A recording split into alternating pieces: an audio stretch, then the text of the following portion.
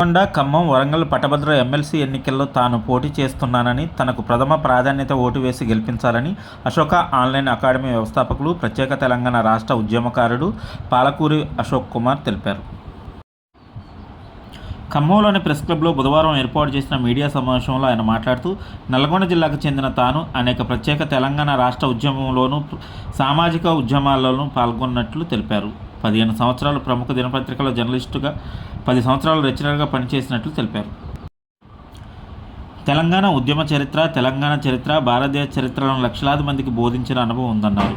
ప్రభుత్వ TV channel T-SAT, మన టీవీలో నిరుపేద విద్యార్థులకు బోధించినట్లు ఆయన తెలియజేశారు. అశోక ఆన్లైన్ అకాడమీ స్థాపించి ఆన్లైన్లో తక్కువ ఫీజుతో నిరుపేద విద్యార్థులకు కోచింగ్ ఇచ్చినట్లు తెలిపారు. సామాజిక ఉద్యమాలు చేపట్టిన సందర్భంలో గత బీఆర్ఎస్ ప్రభుత్వం తనపై 12 క్రిమినల్ కేసులు నమోదు చేసిందన్నారు. కొన్నాళ్ళు జైలు జీవితం గడిపినట్లు తెలిపారు. ప్రతి నిరుద్యోగ ఉద్యమంలో పాలుపంచుకున్నట్లు తెలిపారు. గత ప్రభుత్వం లాగానే ప్రస్తుత ప్రభుత్వం కొత్తగా నోటిఫికేషన్లు ఇవ్వకపోవడంతో డిఎస్సి, గ్రూప్ 2 పోస్టులు పెంచాలని, టెట్ నోటిఫికేషన్ వేయాలని, గురుకుల పోస్టులు మిగలకుండా సంపూర్ణంగా నింపాలని డిమాండ్ చేస్తూ 5 రోజుల పాటు ఆమరణ నిరాహార దీక్ష చేసి విజయం సాధించినట్లు తెలిపారు. వచ్చే గ్రాడ్యుయేట్ ఎన్నికల్లో తనకు ప్రథమ ప్రాధాన్యత ఓటు వేసి గెలిపించాలని ఈ సందర్భంగా కోరారు.